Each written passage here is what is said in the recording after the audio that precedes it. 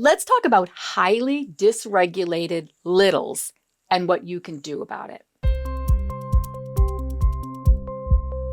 When we say highly dysregulated, we're really talking about those kids that are rolling around the floor, they're getting upset, they're screaming, they're running out of the room, they're really getting agitated very, very quickly. The only tool we really have that's going to help our kids is to co-regulate.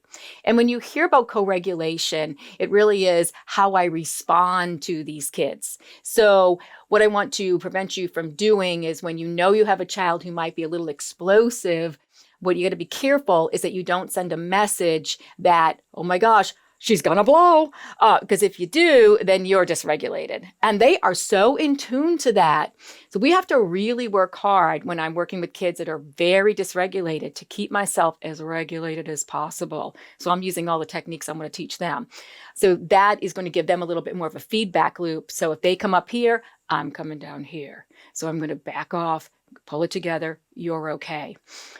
The other thing you can do is some intervention, which is really helping our kids to be in the moment, to relax themselves, because truly the brain is responsible for your behavior, but the body sends signals that kind of get the brain off track. So when those little bodies are running 100 miles an hour and they go right into what we call fight, flight, freeze, or faint, those are the 4 Fs, and those are controlled by the lower part of the brain. So if you're dealing with a bottom-up thinker, like our dysregulated littles, first of all, you be regulated. And second, intervention. Calm your day down. Rest time.